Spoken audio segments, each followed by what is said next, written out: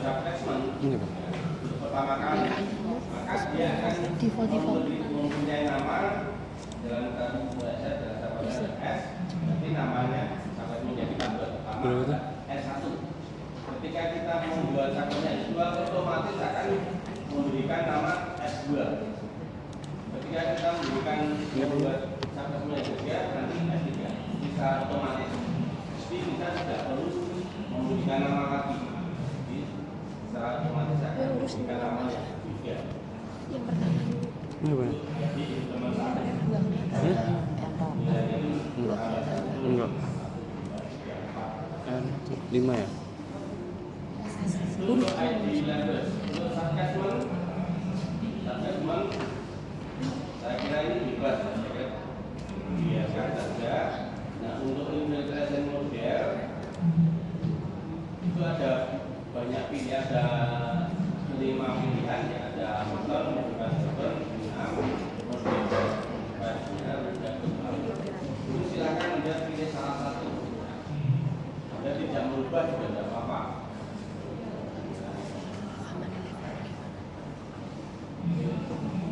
Kita ikuti kemudian notlink saya kira yang perlu kita ukur adalah ini geometri. Di tempat kita umumnya ya dibandingkan dengan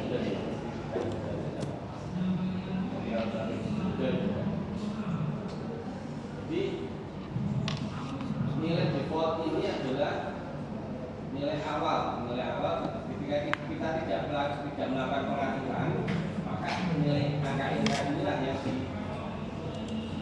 nah, pastikan bahwa flow unit ini adalah CMS karena kita pakai standar internasional.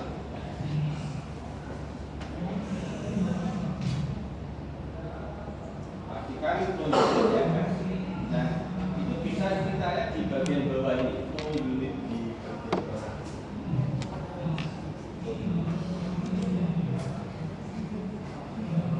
Jadi biasakan ketika Anda buka SBM pertama kali kamu lihat ini.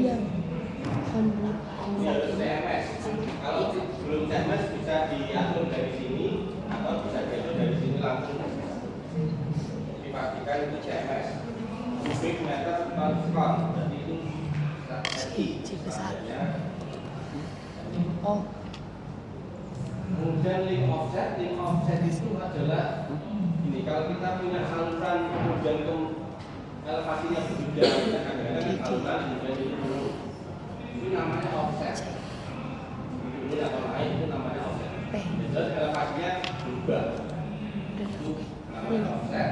Kita offsetnya bisa pakai head, itu berarti kedalaman. Bisa juga pakai elevasi elevasi. Kita pakai. Kemudian routing method itu ada beberapa pilihan, steady flow, kinematic flow atau dynamic flow. Kalau steady flow itu berarti bukan tergantung waktu.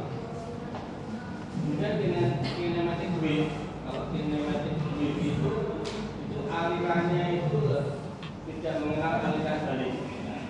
Jika alirannya selalu satu arah dan balik itu kinematic wave. Tapi kalau kita ada kemungkinan aliran balik, kalau yang misalkan kita bicara Semarang Jawa, ketika air pasang kan yang air laut yang masuk ke berarti ada aliran balik. Nah itu kalau kita pakai kinetic wave itu akan teror.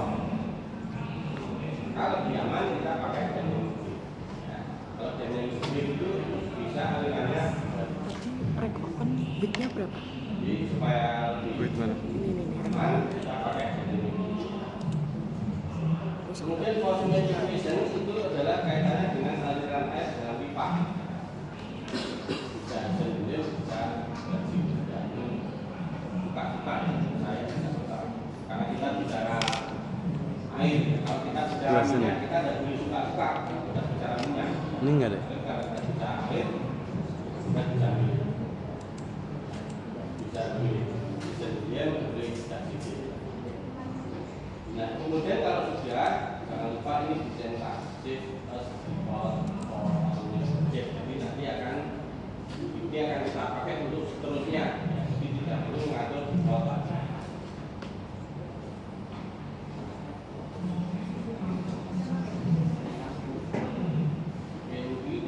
Untuk nilai siswa. Kemudian untuk tampilan, ya, tool map display option. Tampilan ini juga suka-suka, space-nya mau diarsip apa blok apa kosongan, ya silakan. Suka-suka. Note ketebalan atau diameter dotnya itu ya silakan mau suka-suka. Linknya, link untuk conduitnya, suka-suka mau ketebalannya berapa. Label mau transparan atau tidak. Kemudian annotation. Nah, di annotation itu kamu centang semua supaya nanti muncul ID-nya. Kalau tidak dicentang, ID-nya tidak muncul. Tidak akan tampil di layar. Ya. Itu di annotation itu dicentang semua. Konsepnya silakan diatur di Udah mau. Pergi terus. ada yang belum ketemu annotation. Kemudian untuk simbol silakan. Flow arrow itu sebenarnya ditampilkan supaya tahu arah alirannya. Silakan pilih yang penting tidak not. Pilih salah satu yang penting tidak not. Di flow arrow diisi, silakan pilih supaya nanti muncul arah aliran. Background silakan suka-suka, mau putih, mau kuning, mau pink silakan. Pink. Suka-suka. Enggak. Sudah. Jadi pengaturan awal yang nanti akan digunakan saja. Jadi berikutnya kita tidak perlu mengatur project default, kita tidak perlu mengatur lagi untuk modification, ya tidak perlu mengatur lagi. Oke sudah. Nah kalau sudah siapkan folder dengan nama lab 1 lab SBMM 1 nih. Lab SBMM 1 nih.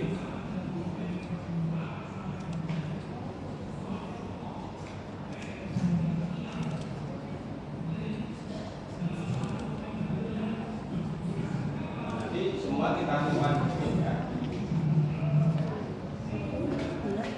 Apa?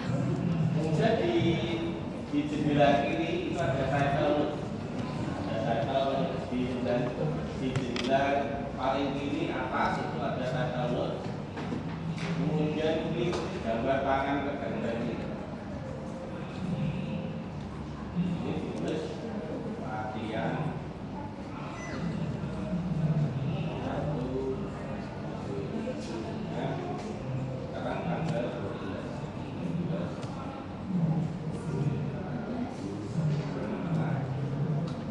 Di bagian bawah nama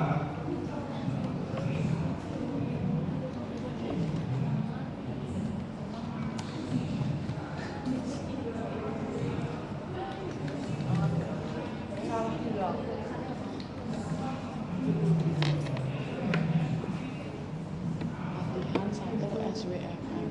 Mamamu.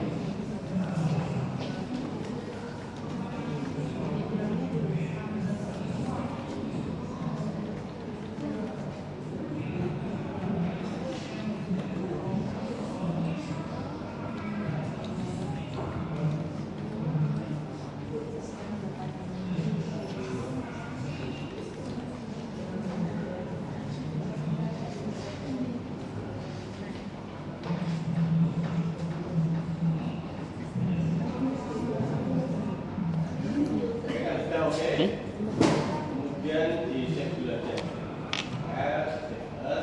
Masuk ke folder mood. Tadi gimana ya Yang caranya? kedua, terus Yang ketik TikTok. ini lah nama filenya Bikin apa? folder di tempatku sendiri. 01 Di file sendiri. File save masuk ke folder yang lama tadi. Terus beri nama lab 01 save ini. Apa?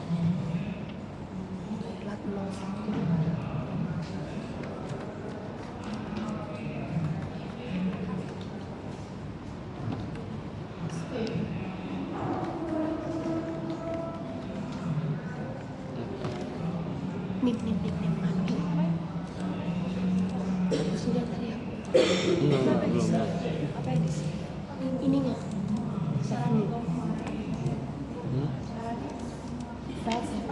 Oke, kita akan Pakai apa? Ada masalah?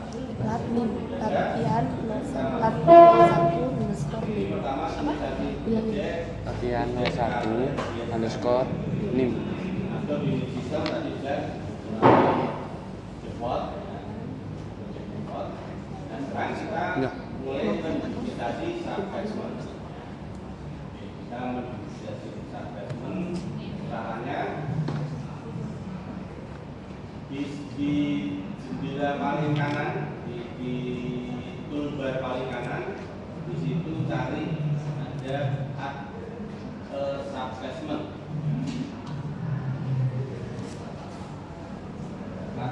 Subbatsman.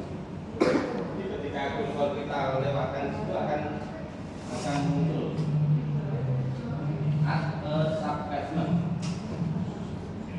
Sudah ketemu, diklik saja. Klik, dan nanti jendela di kiri itu subbatsman-nya akan tersorot. Jadi pastikan di sini tersorot di bagian bawah dari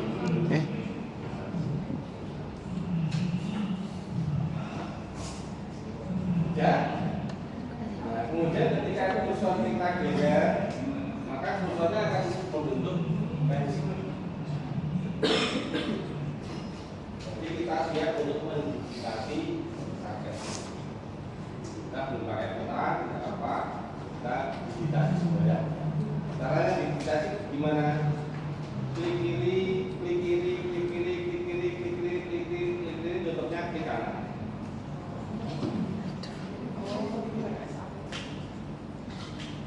Nah, di sini tadi makul display dari kata anotasinya kita cetak, maka ini akan muncul S1. Kalau tidak kita cetak, tidak akan muncul S1.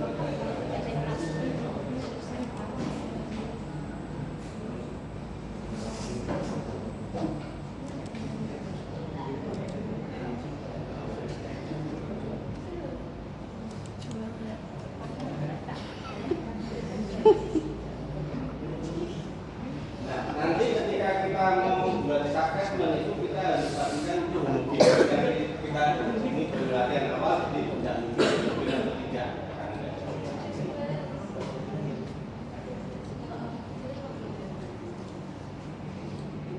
Tadi komponen-komponen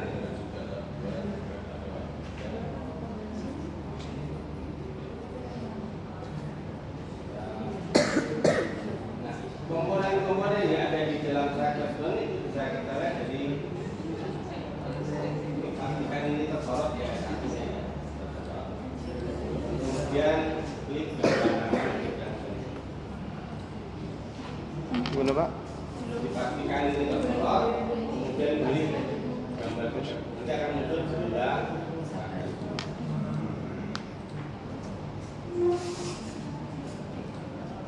Nah, di sini ada beberapa yang harus kita lakukan.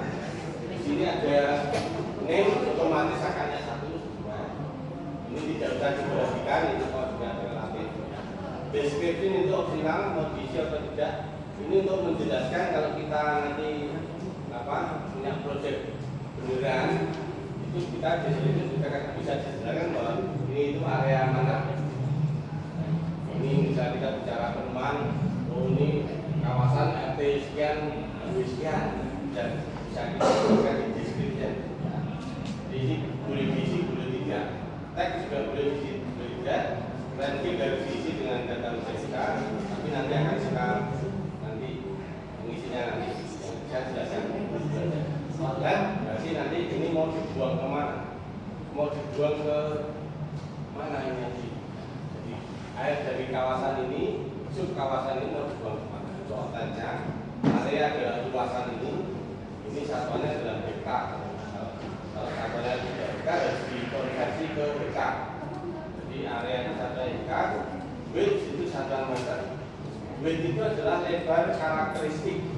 Jadi namanya lebar karakteristik itu bukan bukan lebar seperti panjang dan lebar. Terus lebarnya yang kecil enggak.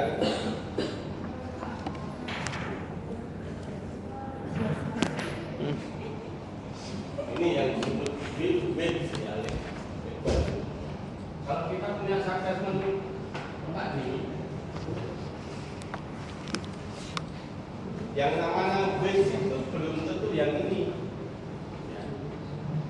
Base itu bisa ini, bisa juga mungkin ini. Ya. Jadi pengertian lebar itu bukan berarti yang pendek, enggak. Tergantung pada arah aliran. Kalau arah alirannya ke sini, maka yang disebut base adalah ini. Tapi kalau arah alirannya ke sana, yang disebut base adalah ini.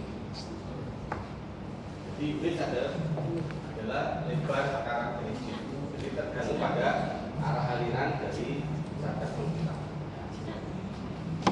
Nah kalau sarkas kita tidak teratur seperti ini gimana? Nah, saya ambil 2, 3 di rata-rata.